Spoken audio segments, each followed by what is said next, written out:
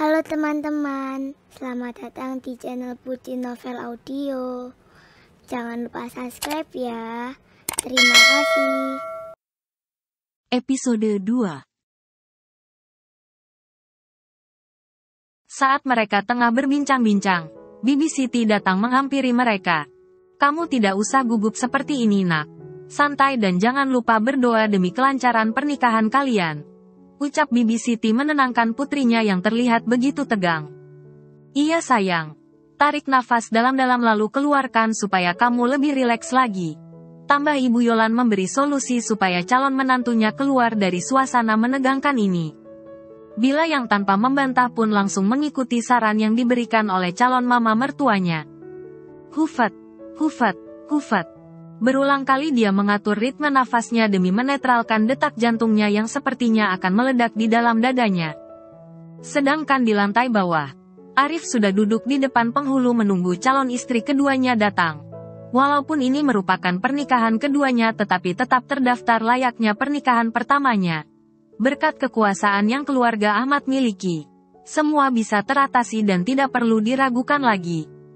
Ayo kita turun sayang. Calon suami kamu sudah menunggu di bawah. Ajak Ibu Yolan sambil membantu Bila untuk berdiri dari kursinya. Bila hanya mengangguk saja, tanpa bisa protes ataupun lari dari tempatnya. Mereka bertiga kemudian turun ke lantai bawah. Dengan Bibi Siti dan Ibu Yolan yang memegang lengan Bila menuntun dia menuruni anak tangga yang sangat banyak itu. Dek, mata Arif tidak sengaja melihat ke arah tangga itu. Dan langsung berpapasan dengan wajah cantik milik Bila dengan kepala yang tertutup hijab. Kebaya yang digunakan Bila juga kebaya muslimah hasil pilihan mama mertuanya. Keduanya yang sama sekali belum pernah bertemu ataupun bertatap muka secara langsung. Sama-sama canggung berada di situasi seperti ini. Arif begitu terpesona dengan wanita yang duduk di sampingnya. Namun tidak bagi Bila yang terlihat santai dan biasa saja. Ponsel milik Arif bahkan dengan sengaja dia matikan supaya tidak ada orang yang mengganggu acara sakralnya. Terlebih lagi jika istri pertamanya yang menelponnya bisa ketahuan semuanya sebelum pernikahan ini terlaksana. Bos, Nona Naima sejak tadi terus menghubungi saya. Bisik Reno yang merupakan asisten pribadi Arif. Jangan diangkat. Kalau perlu matikan juga ponsel milik kamu itu. Jawab Arif dingin. Matanya menatap lurus ke depan. Saat ini dia belum siap memberitahu istrinya tentang pernikahan kedua ini. Biarlah nanti dia akan memikirkan bagaimana cara menyampaikannya supaya tidak terjadi perang dunia ke-10. Reno, jangan membahas pekerjaan di waktu yang tidak tepat. Awas sana. Tegur Ibu Yolan sedikit nyolot. Maaf Bu, ucap Reno patuh lalu menggeserkan posisinya ke arah belakang. Apa acaranya sudah bisa kita mulai sekarang juga? Tanya Pak Penghulu menatap ke arah Arif dan Bila secara bergantian. Arif lalu menganggukkan kepalanya. Sedangkan Bila tengah sibuk dengan lamunan kosongnya. Apa yang terjadi di depannya bahkan tidak masuk sama sekali ke dalam ingatannya. Rasa sesak yang menyelimuti hatinya lebih besar menghantuinya ketimbang fokus dengan acara yang tidak dia kehendaki ini. Pandangan mata Bila terus menunduk ke bawah. Tangannya sibuk meremas ujung kebaya yang dia gunakan. Hingga kata sah terdengar menggema dari para saksi barulah dia mengangkat wajahnya. Air mata yang hampir tumpah dia tahan sekuat tenaganya supaya tidak mengundang kecurigaan dari para kerabat dan tamu undangan yang datang. Apa ini hanya mimpi buruk aku di siang bolong? Gumam Bila pelan sambil mencubit kecil tangannya. Au, rintih Bila setelah merasakan sakit di tangannya. Dasar aneh, sahut Arif yang melihat kelakuan Bila.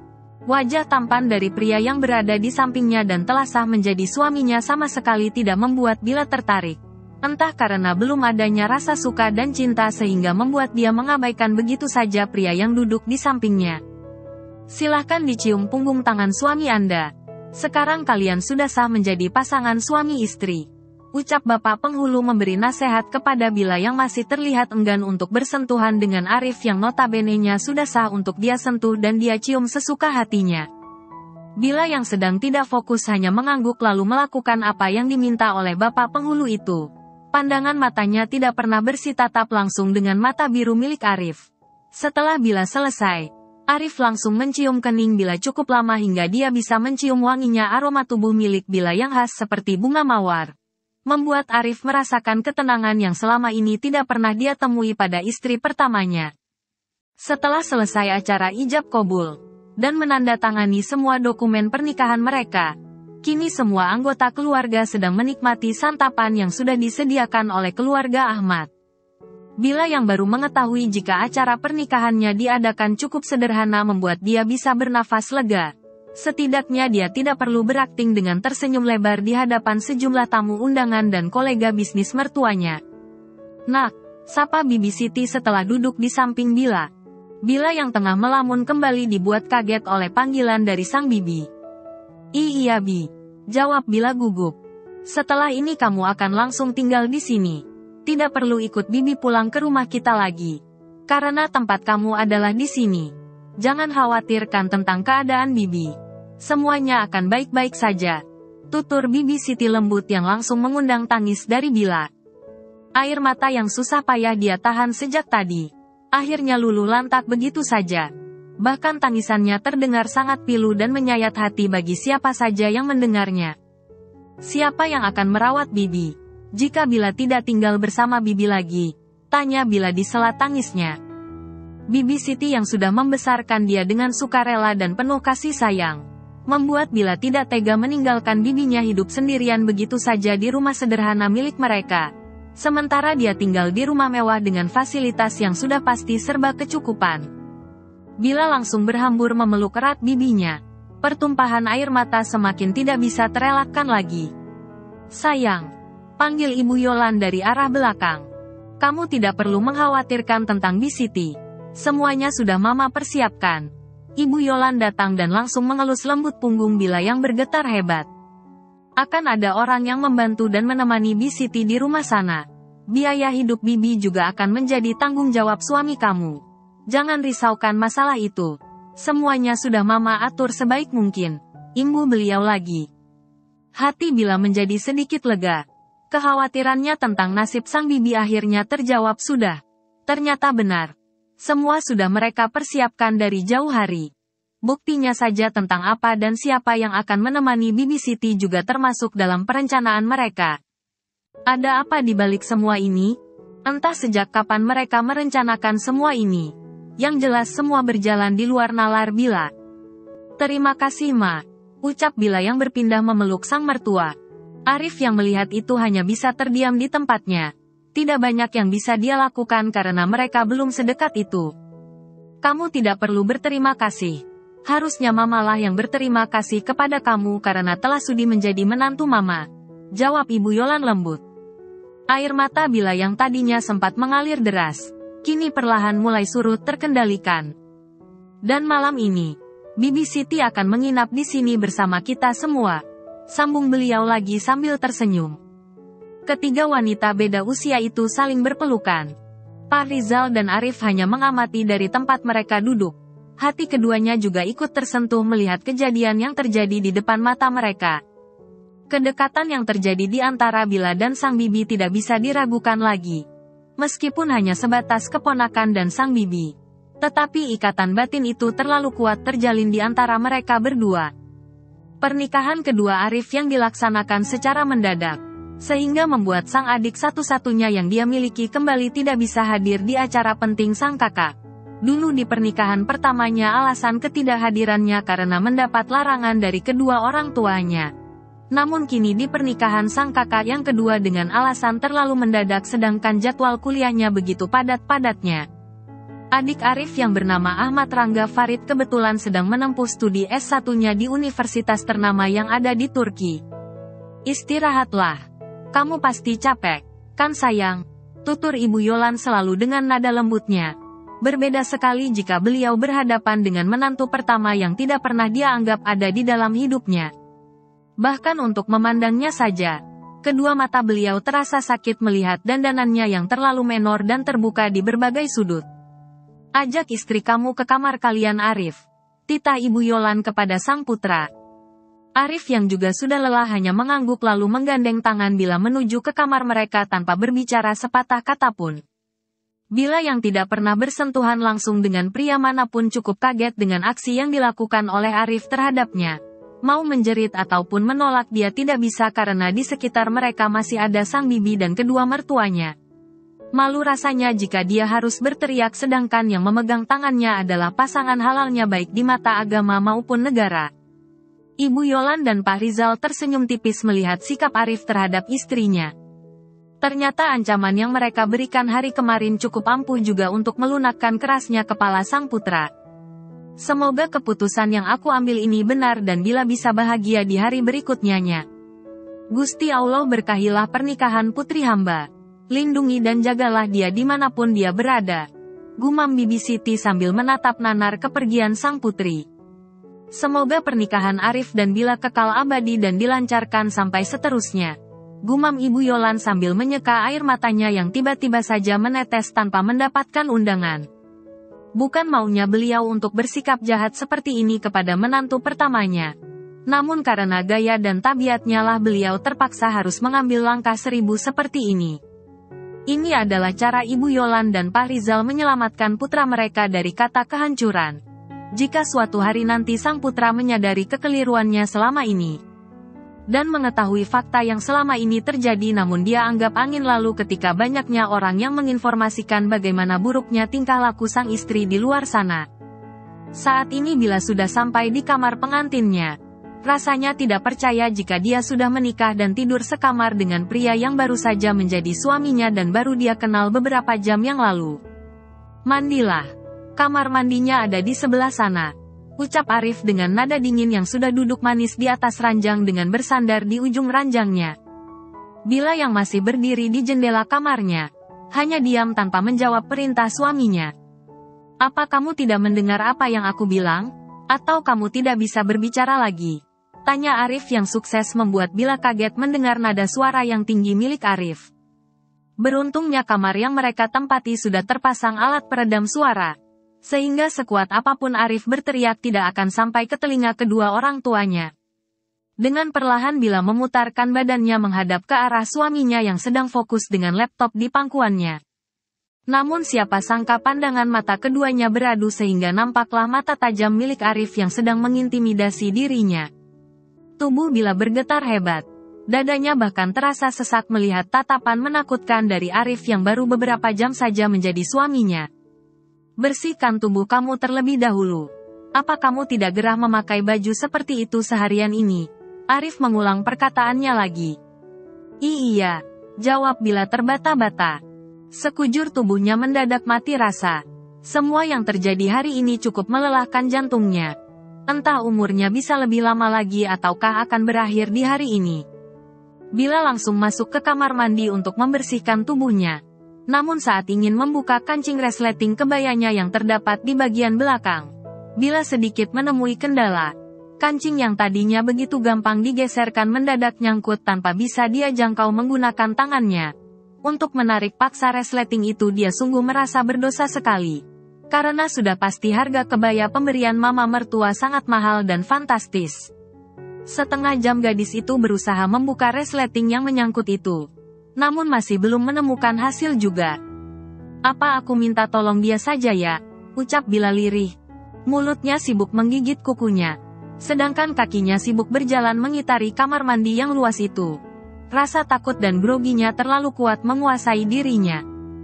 Ah, bodoh amatlah kalau dia marah. Yang penting bajunya bisa terbuka. Putusnya lagi. Mental yang kuat sudah dia persiapkan sebelum meminta bantuan kepada pria yang berstatus suaminya itu. Jilbab yang tadi sudah terlanjur dia lepas. Kini kembali dipasang asal oleh Bila sebelum meminta bala bantuan kepada Arif.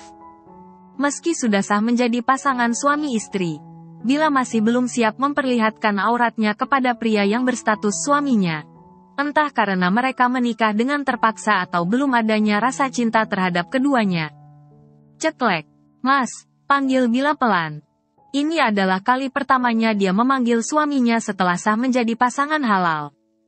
Tidak sopan rasanya jika harus memanggil nama atau kamu kepada suaminya yang memiliki umur di atasnya. Arif yang mendengar suara Bila memanggil dirinya, langsung menoleh dengan bertanya-tanya. Ada apa? Tanyanya cuek. Aku boleh minta tolong nggak? Ucap Bila pelan. Kepalanya tertunduk sempurna ke bawah. Naima saja tidak pernah memanggil aku dengan sebutan Mas. Tetapi dia melakukannya. Bahkan kata tolong saja tidak pernah aku dengar dari mulut Naima. Dia lebih sering memberi perintah. Gadis ini berbeda sekali dengan wanita pada umumnya. Gumam Arif dalam hati. Minta tolong apa? Tanya Arif lagi. Kini jarak dia dan Bila sudah sangat dekat.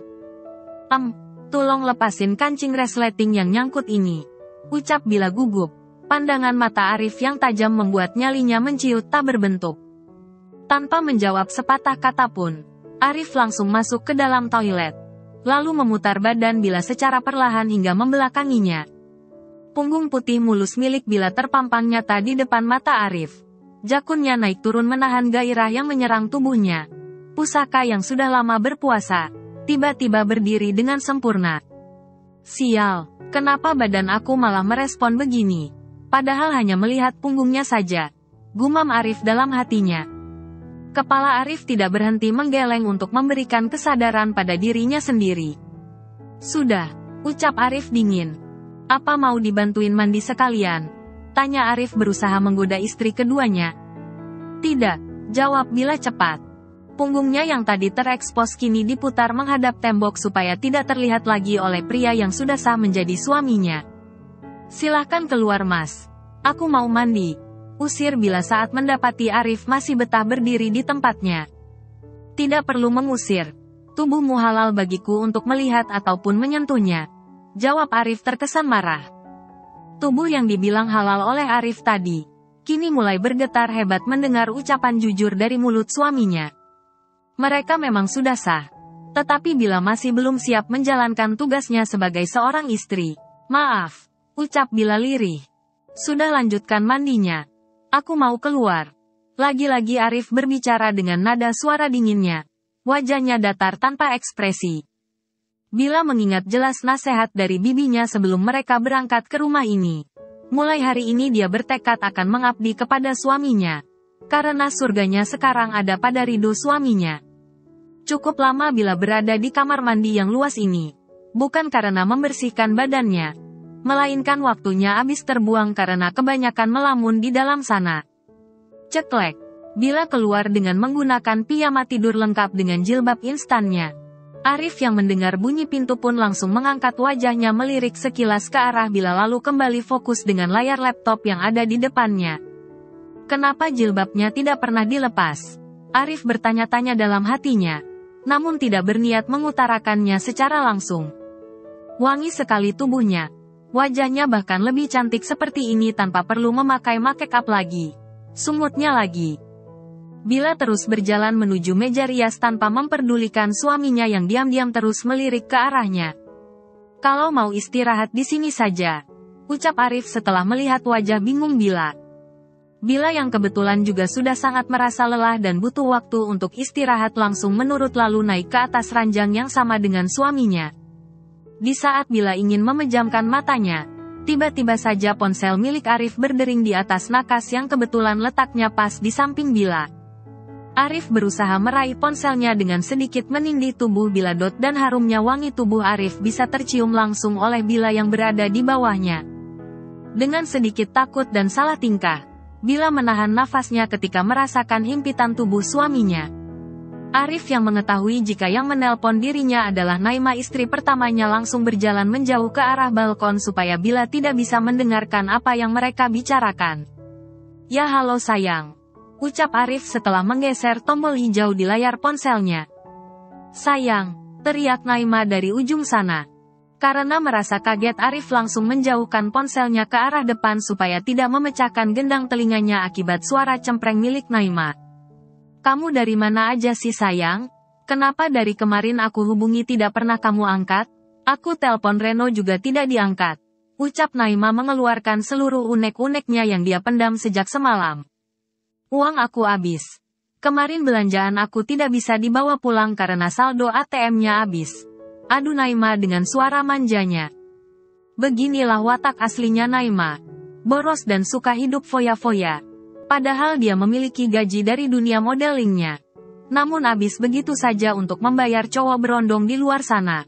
Walaupun sudah menikah dengan Arif. Tetapi kehidupan Naima cukup bebas dan liar jika berada di luar rumah. Pekerjaan di luar negeri menjadi salah satu alasannya untuk bersenang-senang dengan bebas di dunia kelamnya. Arif yang kaya raya hanya menjadi mesin ATM-nya saja. Meskipun dia juga memiliki rasa cinta kepada suaminya. Namun kehidupan yang bergelimang harta membuat dia gelap mata dan melupakan semua kodratnya. Apalagi dunia modeling selalu mengantarkannya kepada dunia bebas tanpa syarat. Bahkan tidak jarang dia juga bermain dengan CEO perusahaan yang mengontraknya sebagai model untuk brand perusahaan mereka. Beberapa fotografer nakal juga pernah menjadi teman tidurnya. Entah apa yang dia cari. Yang jelas dunia gelapnya sudah terlalu kotor dan tidak bisa termaafkan lagi jika saja Arif mengetahui semuanya. Minta uang, ucap Naima to the point. Kamu butuh berapa? Tanya Arif lagi. 200 juta. Sekarang juga. Ucap Naima tanpa peduli apakah suaminya punya uang ataupun tidak. Baiklah. Jawab Arif langsung memutuskan panggilannya lalu segera mengirim uang sesuai permintaan istrinya. Arif yang selalu memanjakan Naima membuat wanita ini semakin berbuat sesuka hatinya. Kedua orang tuanya bahkan sudah sering sekali memperingati dirinya. Namun Arif seolah tuli dari itu semua. Sejumlah bukti dan informasi yang diberikan kepadanya tidak pernah dia gubris sama sekali. Hufat. Arif membuang kasar nafasnya. Tingkah istrinya sebenarnya cukup melelahkan juga bagi Arif selama ini. Namun karena merasa malu kepada kedua orang tuanya dia lebih memilih mengalah daripada memperpanjang masalah. Nanya kabar aja nggak pernah. Nelponnya hanya karena ingin meminta uang saja. Gumam Arif lirih. Ekor matanya menatap ke arah bila istri keduanya yang sedang terlelap di atas ranjang empuknya. Perasaannya seketika menjadi hangat dan damai. Hati ini selalu tenang jika sudah melihat ke arahnya. Gumamnya yang tanpa sadar bibir membentuk sebuah senyuman termanis. Cukup lama dia memandang bila dalam diamnya. Arif memutuskan untuk turun ke lantai bawah untuk sekedar mengambil minuman. Istri kamu di mana nak? Tanya Ibu Yolan saat melihat putranya turun hanya sendirian. Dia lagi tidur ma. Jawab Arif dan berlalu menuju ke arah dapur. Ibu Yolan yang sedang duduk berdua bersama besannya yang merupakan mantan asisten rumah tangganya tampak sedang berbincang hangat. Sesekali mereka tertawa karena merasa ada yang lucu dan aneh. Bibi Siti yang sudah terbiasa bekerja sebenarnya sejak tadi sudah meminta untuk masuk ke dalam dapur. Namun Ibu Yolan melarang keras beliau dengan sejumlah alasan yang membuat Bibi Siti tidak bisa berkutik lagi. Sedangkan Pak Rizal sedang berada di ruang kerja menyelesaikan sejumlah pekerjaannya yang belum sempat dia kerjakan. Papa kemana ma? Tanya Arif mengambil posisi duduk di samping sofa kedua wanita parubaya itu. Lagi di ruang kerjanya. Kamu seperti nggak kenal papa kamu saja. Jawab Ibu Yolan. Sudah lama bila tidurnya nak? Tanya Bibi Siti lagi. Baru aja kok Bi. Mungkin dia masih capek. Jawab Arif sopan. Meskipun Bibi Siti adalah mantan pekerjanya, tetapi sekarang beliau adalah mertuanya yang harus dihormati juga. Bibi Siti hanya mengangguk sambil tersenyum. Kamu jangan pernah sakiti hati menantu mama. Awas saja jika sampai mama melihat mata bila mengeluarkan air mata. Mama jamin kamu akan jatuh miskin hari itu juga. Ancam Ibu Yolan penuh ketegasan. Bersambung dulu ya teman-teman.